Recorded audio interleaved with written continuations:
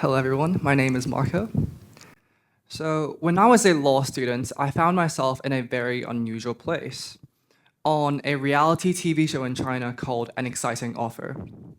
It was a show about young people learning to become lawyers. I went in thinking it would be another kind of internship, and didn't really think much about what it would mean to be on television. But then my episode aired, and suddenly, my ordinary student life, going to classes, reading cases, was being watched, commentated on, and judged by thousands of strangers. A nervous laugh, a swing on my chair, a single sentence. All these became material for public opinion. Now, it didn't really surprise me that that was going to happen. What struck me was how fast the judgments came. People who had never met me, who knew frankly nothing about me, already felt like they could say who I was as a person. Confident, studious, naive. It didn't matter whether these words were true. What mattered was that they were instant. That experience taught me a lesson. In today's world, to be visible for even just a moment is to be vulnerable to immediate judgment. What I experienced on that show is just a microcosm of something we all live with now. We are constantly being seen and constantly seeing others through screens, stories, and fragments. And with each fragment, we are encouraged to decide instantly. Do I like this or do I not? Do I approve or do I condemn? We're kind of like the world's jury, but we deliver our verdicts in seconds without even hearing the case. Psychologists tell us that this is how our brains are wired. We form impressions of people in under a tenth of a second, and social media has taken this and given it a global megaphone. A raised eyebrow can become arrogance, an avant-garde cover of a song can become a failure. The problem isn't just that we misjudge. It's that this culture of instant judgment makes risk feel dangerous. Why try something new if we know that it will be condemned before it's even understood? Why experiment if the penalty for novelty and creation is ridicule? In the 1960s, Susan Sontag wrote a famous essay called Against Interpretation. She worried that people were dissecting works of art to death, pulling them apart for hidden symbols, psychoanalytic codes, political allegories.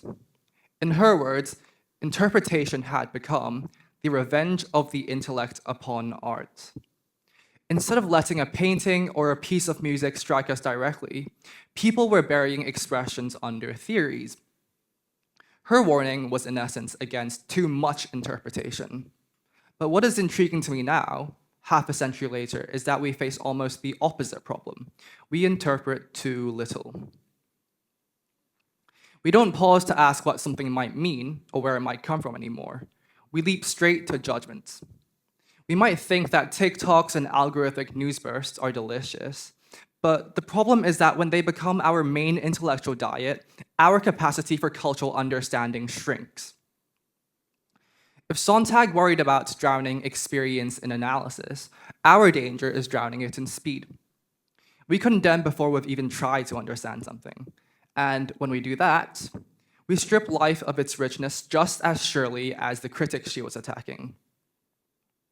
We saw this play out quite recently on a very popular Chinese singing competition. One of my favorite singers took a well-known Chinese pop song and completely reimagined it. She made it jagged, experimental, unpredictable, and it was nothing like that safe and reserved version that people were expecting in their heads. And almost immediately, the internet turned on her. One line in her song was clipped, turned into a meme, and repeated until it became a weapon. Critics called her performance disgusting, embarrassing, painful, and every other word they could find. Within hours, an act of creativity became an object of ridicule, and certain comment sections even escalated to death threats. What struck me was not just the criticism, because after all, not everyone has to enjoy every single song ever. It was rather the speed and certainty of it. Very few people stopped to ask, what was she trying to do? What made her choose this interpretation of the song? What is the substance of that very interpretation? Instead, unfamiliarity was treated as a threat. And this is the deeper issue. When the price of experimenting is instant humiliation, the space for risk shrinks. Why would an artist try something new if being misunderstood means violence? Why would any of us speak a difficult truth or ask an unusual question if we're going to be torn apart before we have the chance to explain ourselves? And this is what I mean by social risk. Online, the costs of expression are amplified and the rewards for curiosity are diminished. When the risk is too high, people play it safe. But when everyone plays it safe, we all lose. Culture dies out because creativity, honesty, and connection only grow in spaces where it's safe to be misunderstood at first.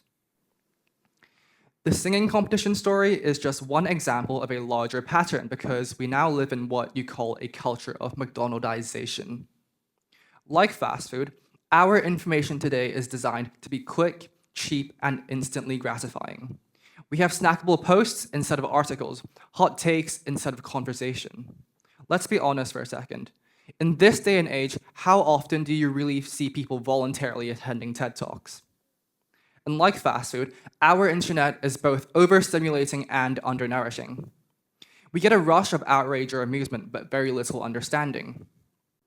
These patterns trigger us to make what psychologists have coined snap judgments. Our brains evolved to make them, to decide quickly whether someone was friend or foe without much information.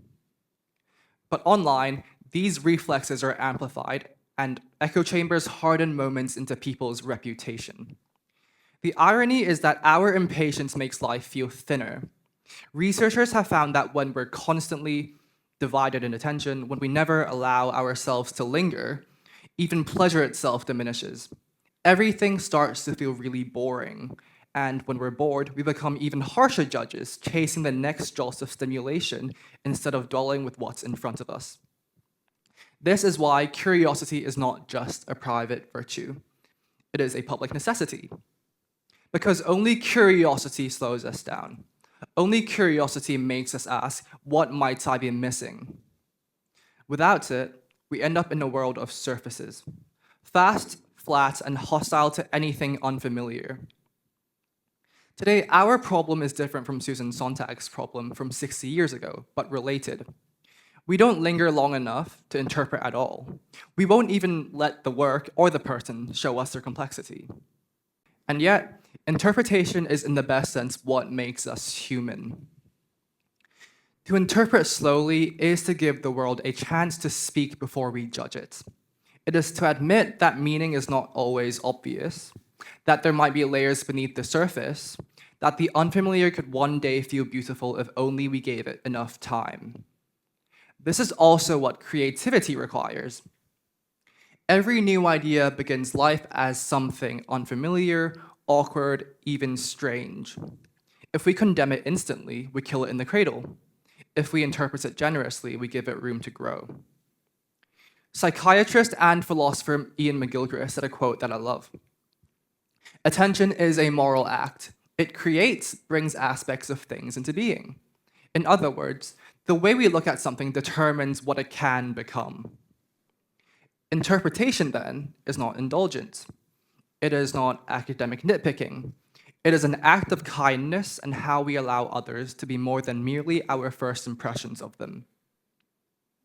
And when we practice this, online, in art, in our conversations, we not only preserve the dignity of others, we also preserve the richness of the world itself. So when I think back to the time I was a student on television, what stays with me is not the cameras or the studio lights. It was the feeling of being reduced to a single gesture or choice I made every single week.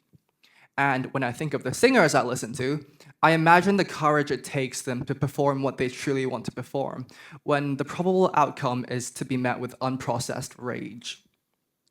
These are small windows into a larger truth. Without an attempt at interpretation, we are left with a culture of fear.